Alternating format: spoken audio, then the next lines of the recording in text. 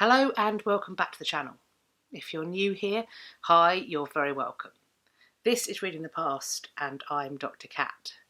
And I am going to get into the meat of this video very quickly, but before I do, I can't ignore what's going on in the world. I have to mention it, because frankly, it's all consuming, isn't it?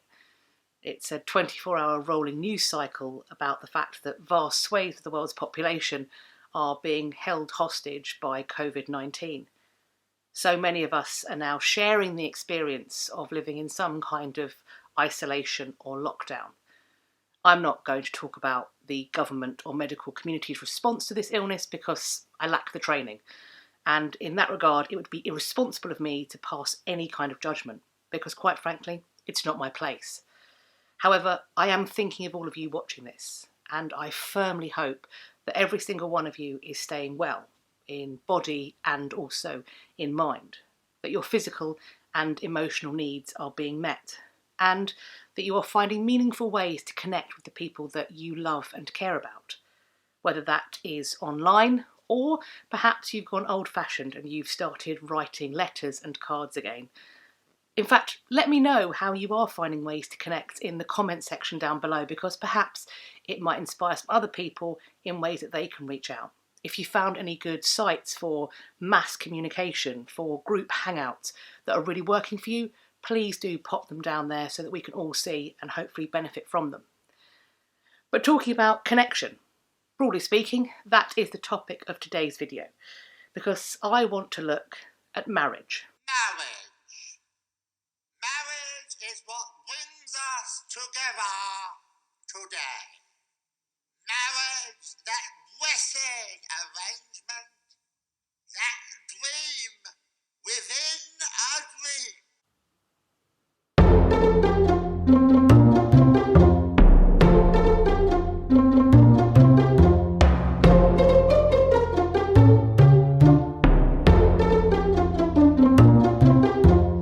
If we wish to meaningfully explore the marital circumstances of people living in medieval and early modern England, 9 times out of 10 we're going to be drawn to looking at records to do with those in the upper echelons of society. And this is the case in many aspects of the historical record. And when it comes to marriage, if money, lands and titles are on the table, then there is going to, simply put, be more paperwork involved. And so that means that for those in the lower orders of society, there is a lack of this knowledge. So we're reliant on a best guess and scant record. The general perception is that for those who do not have lands, monies or titles, the marital circumstances they experience are quite different. It's generally believed that they may have had more choice in a future spouse, also that they probably married considerably later, in their mid or even late 20s, giving them sufficient time to earn a small portion of money that together they might set up a household. Among the noble, landed, moneyed and even mercantile classes, what I'm calling the middling sort up in society, it seems that in one way or another an arranged marriage was the order of the day. And in fact, marriage without parental consent could have dire consequences for the couple involved. Among these privileged classes, which of course included monarchs, the arranged marriage was vital. At the lower end, it might be part of a business deal, securing promises. At the very top end, it was part of national and international peace negotiations. The marital futures of their children was vital. It could secure lands and titles, and also ensure the future financial stability of their children and the wider dynasty. If a couple were to flout these prohibitions against marrying without parental consent, they might expect to find themselves severely punished. If a young man took a wife where her parents did not know or consent, then the dower that he might otherwise have expected, which could have been incredibly profitable, is not coming his way. He is financially worse off for contracting a marriage without parental consent than he would have been if her parents had been willing. Equally, if he is looking to inherit, perhaps he is the eldest son, maybe the only son, if he marries without parental consent and they are angry enough, they may disinherit him. So this new couple does not have a dower, and they also cannot bank on an inheritance. It might put both of them into financial misery and penury. Equally, I think it's worth mentioning that the couple is taking another risk, particularly in the case of the woman, and that is a risk to their reputation. If the parents involved were feeling particularly vindictive, or perhaps, let's say, the boy of the partnership comes from an incredibly high-up noble household, a titled and landed family. Let's say he is the sole heir. He can't really be disinherited. His parents aren't willing to see that happen. But they perhaps have more power and more sway and more money than the girl's parents.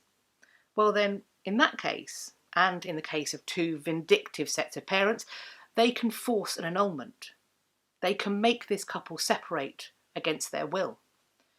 And if the girl in the partnership had thought she was married and had consummated the marriage to her husband sexually, well then she's going to find herself in a very sticky situation.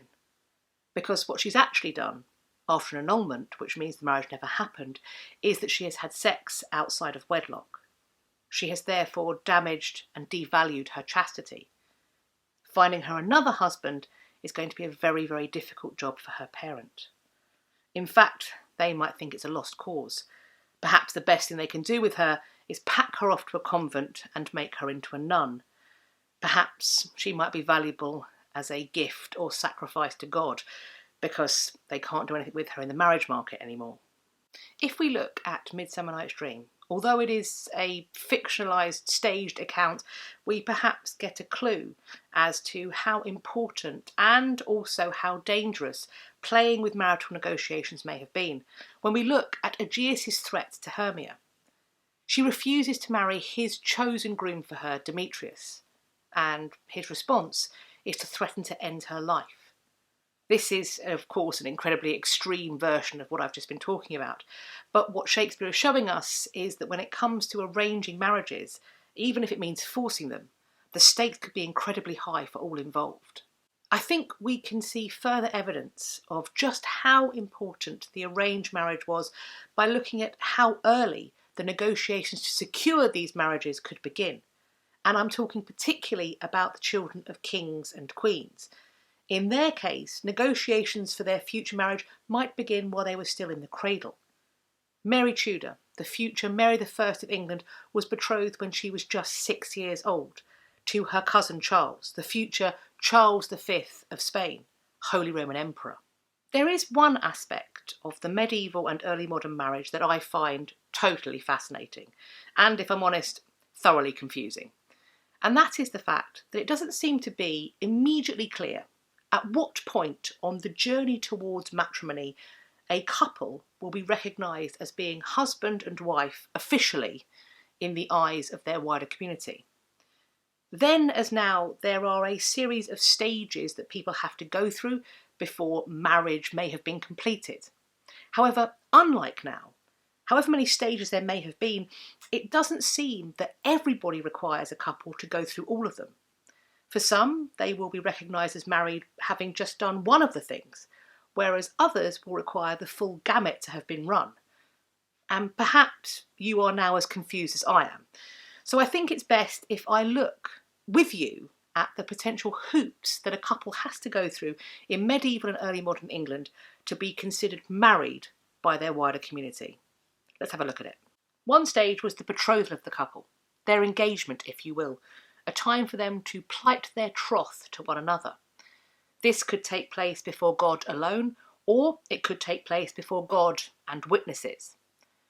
One member of the couple might find that having witnesses was very useful to them, particularly if their partner decided to change their mind, to deny that they wanted to get married, to refuse to do so. The spurned party could call upon those witnesses, bring them before an ecclesiastical court, and demand the marriage take place. They had been betrothed before God and witnesses. This was a binding marriage, they could claim. However, even with the evidence of witnesses, it may be possible for the other person to still wriggle out of the deal, because there were two types of betrothal.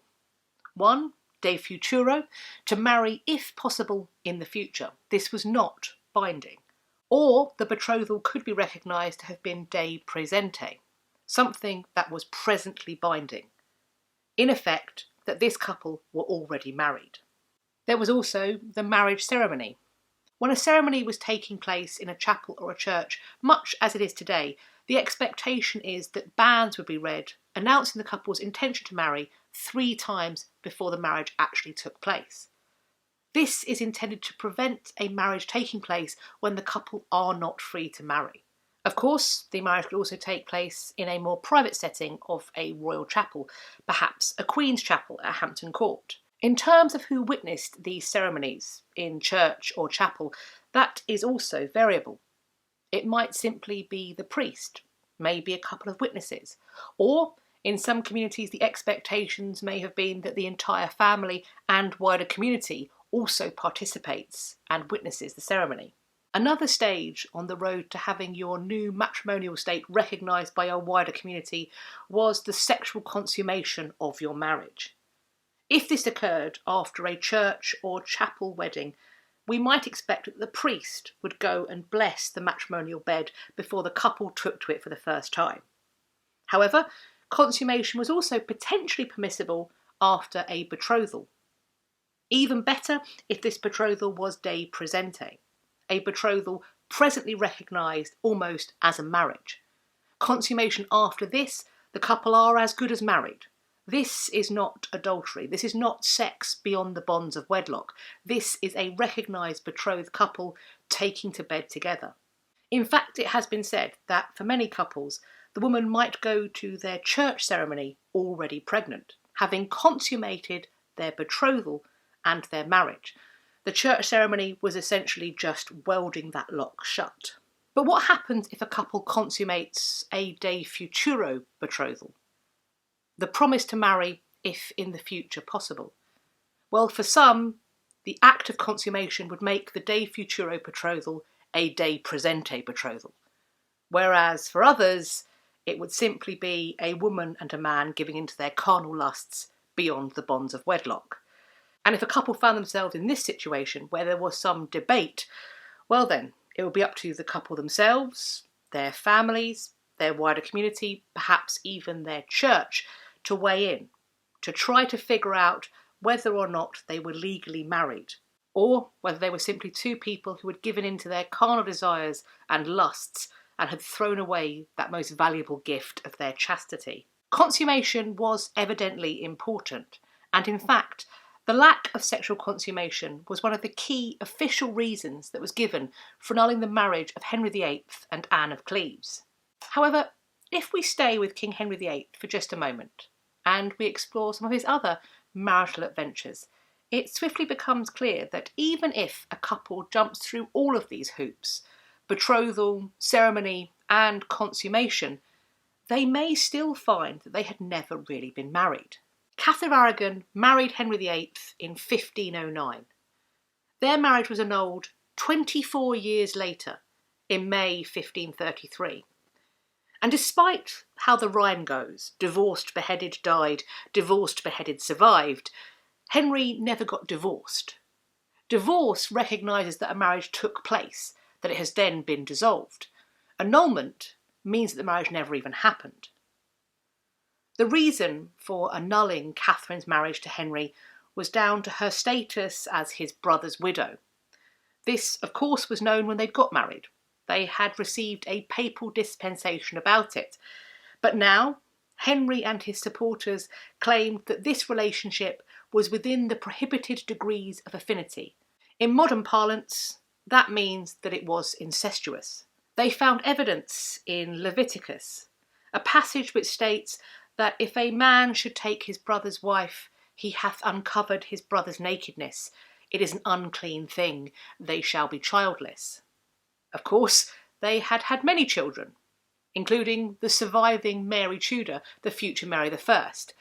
But apparently the litany of stillbirths and short-lived infants and sole surviving girl was, for Henry, the same as being childless. Because it was a feature of Leviticus, Henry and his supporters argued that the papal dispensation went too far. The Pope was never able to overwrite the word of God in the Bible. To grant the dispensation had always been an error. and so too had the marriage. For 24 years, Catherine and Henry had been mistaken, for they were not husband and wife. Rather, she was his brother's widow and his sister-in-law only. Before Anne Boleyn was executed by French swordsmen at the Tower of London, Henry VIII wanted to annul his marriage to her as well. In the first case, he tried to annul the marriage based upon her pre-contract, or rather betrothal, to Henry Percy. By the time of Anne's execution, Percy was the Duke of Northumberland.